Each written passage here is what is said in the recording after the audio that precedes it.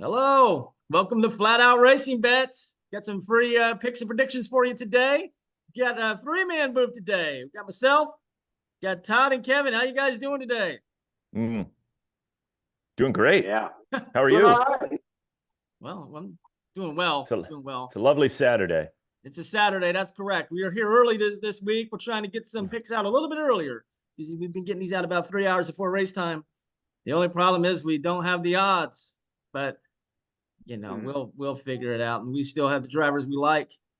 But let's review a little bit about last week, Kevin. The only man more angry than me about last week had to be Martin Truex. He ran like absolute garbage. We were on him, and he was done after about 20 laps. I have a feeling they put a few R&D parts on the car. Told him, don't mess with Denny Hamlin. Stay out of the way. Run in the back. I don't know. I'm flustered, but today's a new week, right? Yeah, Kevin's got this theory that Martin Truex is on his way out, maybe by the end of the season, immediately after the season for sure, though. So I think he might be right. I don't know what happened to Martin last week. I think he might have been pushing the wrong pedal. That might have been what it was. Maybe his left foot fell asleep and he had the breakdown the whole lap. You know, it was quite brutal. aggravating. It's quite aggravating. He was nowhere to be found. I don't know. But I'll tell you what else is aggravating. What's that? The 9 wanted to be Mr. Nice Guy last week and decided to not bump and run the 24, which probably would have allowed the 5. The 9 ruined the entire race last week. I'm going to tell you that right now. Chase Elliott, most popular driver out there. Guy needs to just take maybe another month off. Go break another bone, buddy. Whoa. Wow. Well, our looks like our views will drop this week. Well, that's right. That was an interesting take. A very interesting take. I had him at plus 1,200 last week, and I thought he had a shot to win the race. And looked like I would blame Ryan Blaney more on what happened. I think he was going to get one more run on him, but then Blaney turned him sideways in 1 and 2, and that was it. I think he would have got him back at 3 and 4, but he was so far back. What are you going to do? So 24 looks strong. He's the golden child right now, but I think that might change this week. Hey, that brings up another thought of mine. What is going on? We've had several races this year where we've had like one car come from the back. Last week it's William Byron from 18th. Phoenix, Christopher Bell, the same thing, but it's only one car that does this. What do you think's going on here? I'll let Kevin answer that one. I think it's all about pit road. Who gets on pit road first? There's some strategies. Got some guys reaching out. The tire management, right? So last week they ran a different tire. We might have missed that note. The tire, a little more tread depth to it, lasted a little bit longer. And, hey, they figured it out. They beat us to it. But, again, it's a new week this week. And I guarantee you we're going to be on the same people this week, right? We're on the same people? Well, let's find out. I've got 5 drivers I'm looking at here. And my number 1 driver is Mr. William Byron once again. Now, be cautious. Last year he did win here, but he only won because Kyle Larson wrecked and Bubba Wallace chose the wrong lane. He led one time for 6 laps last year, but he's still my number 1 driver. I've got Tyler Reddick at number 2. I like Tyler Reddick, but this is a one-group track. There's no running up against the wall, but he's still showing a lot of speed. I also like Ross the Boss, Watermelon Man. He's going to be coming from 12th position, so he's going to have some odds tomorrow. So you definitely keep your eye out on him. I also like Brad Keselowski. Maybe he's just gotten some fortunate finishes, and that's why he's ranked so high here. But he is starting 22nd, so you could play him for a top 10 tomorrow, no doubt. And then, of course, the man we're looking at, Mr. Kyle Larson, dominated the race last year, crashed out late, led 99 laps. He's on the pole. Is that who you guys are going for? Well, for the most part, I mean, Larson and Byron are going to be my number 1 and 2. Reverse them however you want. I mean, Byron, he had a good fortune last year. If you look at him in 3 races, 1 win, 2 top 5s, 3 top 10s, 3 top 20s, 103 laps led, 3.3 average finish. Byron's good here. Byron's good on the intermediates as well. on the intermediate tracks. I mean, Larson just dominates the intermediate tracks as well. In 31 races, he has 9 wins. So you can't look past that, even no matter what the odds are. I think pre-qualifying, I saw Chevys and Toyota were both plus 125 to win. The Toyotas look strong in qualifying. I just think the Chevys will outlast them. I do like the 45 and the 54 though, and I'll probably look at them a little bit once the odds come out. And that's probably going to be it for me. I don't see anybody else. Ford is yet to show that they can win a race, that they can put a full race together. They're great top 10s. But other than that, they just, I don't think they have the power to keep up with the Chevys and the Toyotas. How about you, Kevin? Who are you looking at? Yeah, I'm right there with you, right? William Byron, 103 laps led. Reddick, 106 laps led. This is all at intermediate tracks. At Texas. But I do like that you brought up Brad Keselowski. I like that. I like him for a top 10. I'd like to see what the line ends up at. So he averages 6.3 finish at Texas. He averages a 12.2 intermediate track finish. Yeah, I know we're not seeing him a lot. I know he's not running up front a lot this year, but his results at Texas and the numbers show. I know he's starting in the back, but again, I do like the numbers for Keselowski. Larson, Kyle Larson, right? He's led 374 laps at Texas. You got to go with him. I'm sure the odds may not. I think where we got to look at Larson tomorrow is the matchups. I would like to see a good matchup, maybe a Larson versus Hamlin.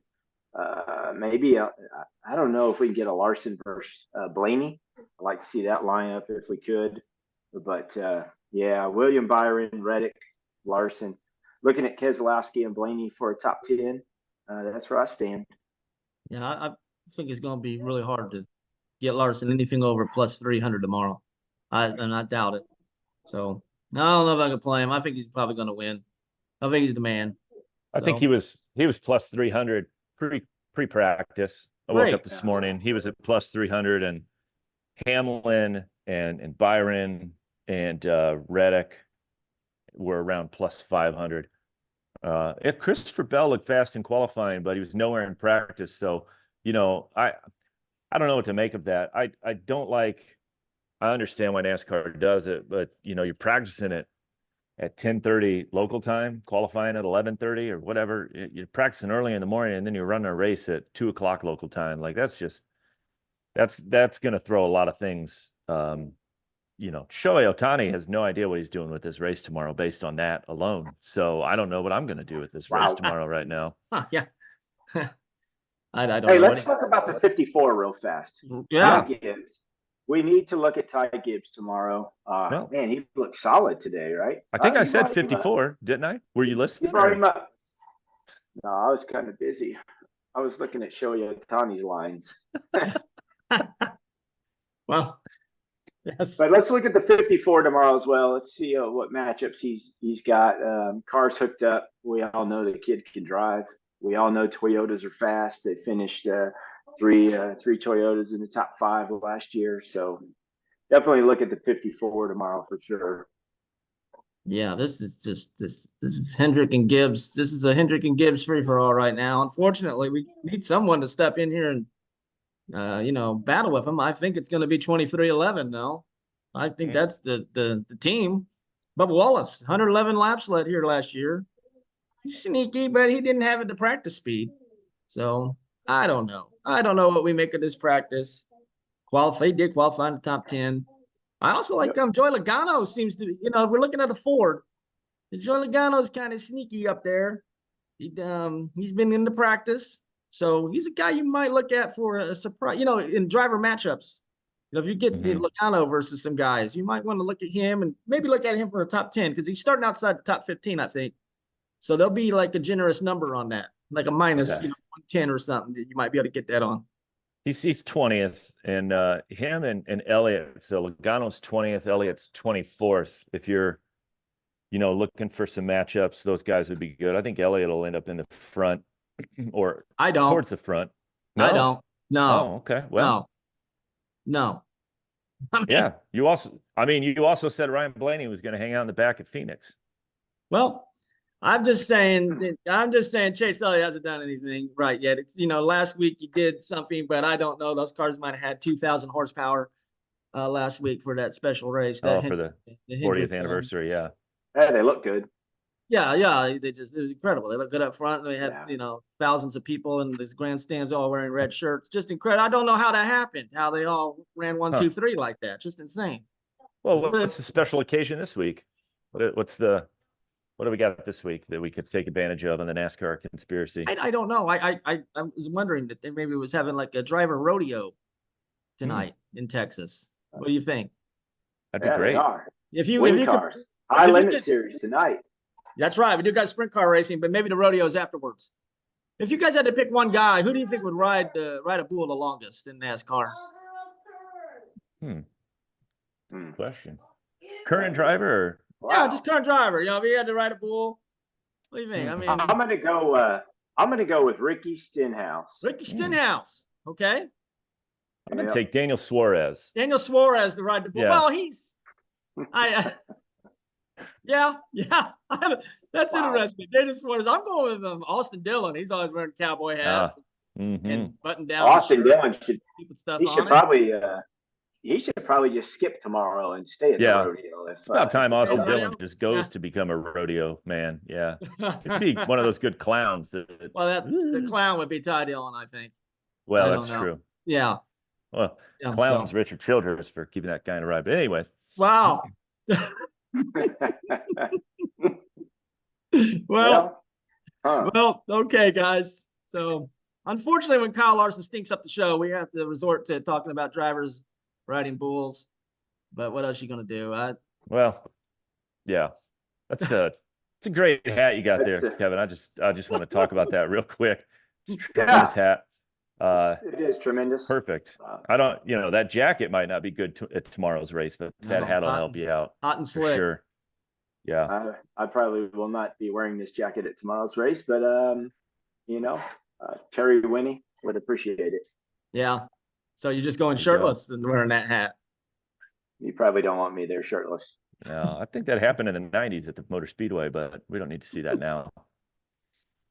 The show's taking a turn. The show is certainly taking a turn for the worse. But anyway, that's what happens. Let's check.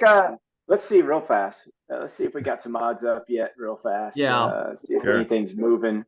And nothing is moving because they are waiting on our show to post, and then they will attack. That is right. They're gonna copy us. They're gonna see that they're gonna make Kyle Larson plus 100, even money for tomorrow's race, and that's what's gonna happen. Yeah, I will. And then he's going to lose due to a green-white checker that Larry Mack predicts 40 laps from the finish. And I'll tell you what, we got the last yellow's coming lap 263. And there it is. The last 10 races at Texas Motor Speedway, there's been a green-white checkered 12 times.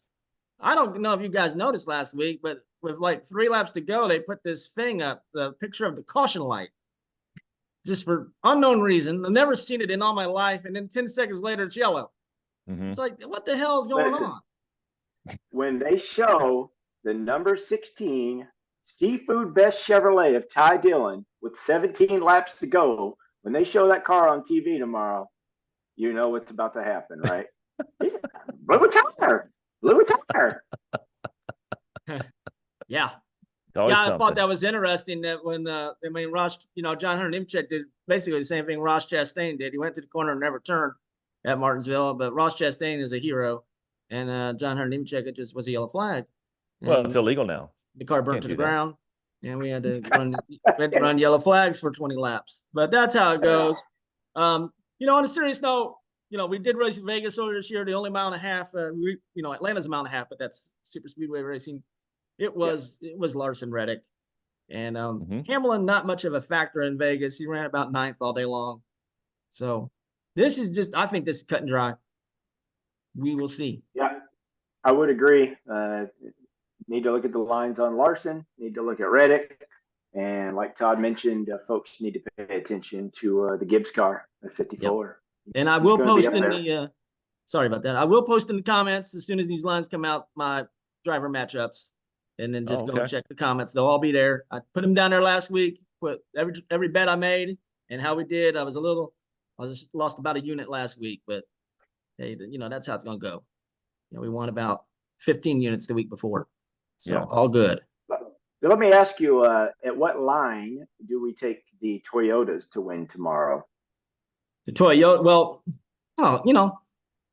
anything plus 150. I don't know. What do you do? Yeah, I think I'd like to see a plus 200 on the Toyotas, but I don't know that we're going to get it. No. You'll be lucky to get a 150. I think. I mean, look at you've got 6 Toyotas in the top 11. Yeah. If anything, you're going to probably have better odds to take a Chevy to win, even with Larson on the pole, with that many Toyotas up front after qualifying. Yeah, you will get Larson and Byron that way. Well, you still get Chastain. I still like Chastain. He's up here. He's just not popping up here for nonsense. I mean, he's up in here on my sheet, so I'm going to have to take him somehow, some way. But he'll figure it out. Uphill struggle for sure. Yep. Chastain, 2 laps led in his career at Texas. Yeah. Well, it's a new season. I mean, just so you know, Ty Dillon has led 3 laps at Texas. Yeah, under yellow, I'm sure. Well, 17 to go tomorrow. They're going to show him. All right. No, I hope not. Harrison Burton's led 15, so go ahead and put $5 on him, Kevin. See what happens. Well, all right, guys. Let's pay attention to Larson. Let's pay attention to Reddick. Look at the matchups tomorrow, folks. Pay attention to 54. Get on the 24 on the matchups, and let's make some money. Yeah. Yes, please. Let's make some money. Then we got Talladega next week, so watch out. Watch out. Cool. And I can tell you, I'm taking Ryan Blaney next week at Talladega. We don't even have to do this show next week. It's Ryan Blaney or bust. But there you go. Okay. Right? I might look at Eric Jones. Eric Jones. Okay. Are we looking at Jimmy Johnson tomorrow? The 7-time champ. Big. He's coming back. I mean, he's in a Toyota. That has to increase Toyota's odds. That's gotta. That has to give us a little bit of like some leadway. Maybe we can get plus 150 since you mentioned that. He has no time in qualifying. Yeah, he wrecked. Yep. That's so correct. He's wrecked every time he's driven this car. Great. And then I saw he's on the X, not the porno site. He was on X and talking to, I don't know what I'm doing. I can't drive it. But oh well. So, Kyle Busch don't know how to drive it either. He's crashing every time too. What is happening? I think Kyle Busch is trying to run the team out of equipment. Maybe he can focus on the truck series. Might be time. Move on. Probably what I would have just done. Yeah, that's too bad. It is. What a shame. But oh well. Kyle Busch is starting in the same row as the Seafood Best Chevrolet tomorrow. Ty Dillon. Seafood Best. Well, hopefully we can get Seafood Best on to give us some sponsorship money because we have. Be great. I've never even heard of these guys, but you've plugged them 5 times now. Trying to do what I can do. Okay, really Seafood Best. Thank you. We love you, Seafood Best. Yeah. Best seafood around. It has to be. It has to be. I love their crabs. But we'll see. All right, guys. Great show. Way to end it. Yeah. Well, hey, I was gonna say something about this driver rodeo that the bull was actually going to be Ryan Newman, but I did it now. So let's end it like that. Yeah. Ryan Newman. Holy cow. That changes things. Are you still taking Daniel Suarez? Mm-hmm. For sure. Okay. All right.